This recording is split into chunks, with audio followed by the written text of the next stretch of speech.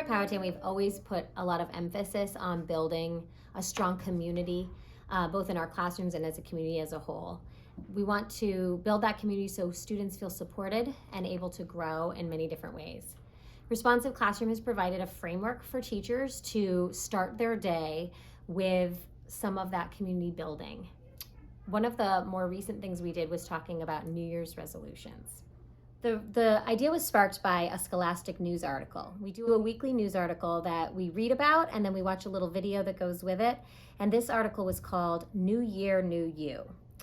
The article was a really great framework for doing this lesson because it allowed kids to think about individual goals, but also how should we work towards attaining them. As we all know, New Year's resolutions are one of those things that you mention and you think about for the first week of January, and then it's harder to follow through sometimes. So we wanted to provide a framework for how, if we wanted to set a goal, we could support each other in reaching them.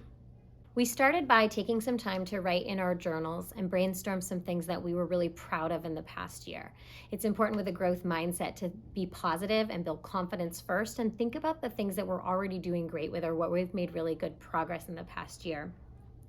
And so students did that first and then sort of shifted their thinking to where is something that they could work a little more on. Everybody has a chance to write, and then if they were willing to, they could share both what they're proud of and what their goals were for the new year. I shared with the student my own goal as a model to them about how people of all ages are setting goals, about how I wanted to be a little more present in the moment instead of worrying about what has already happened or what I have in the future that I need to do to try to enjoy what's happening at that particular moment in time. I shared that I could ask them for help when I needed to if I was feeling distracted, that my kids could help me do that at home and my husband, and so to model for them that we do need support when we set these goals. So they wrote down ideas of people that could help them with theirs as well. When we finished the writing activity and the sharing activity, it wasn't done. We still needed to come back to it because part of goal setting is checking in on those goals. So we'll continue to, and we have a little bit, checked in with each other on how are you doing.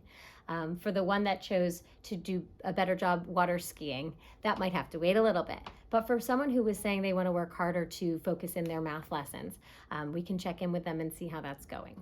I think it's a kind of a neat process. Even though it's a responsive classroom morning meeting activity, we were still writing, sharing, supporting each other, and it really builds that sense of confidence and classroom community.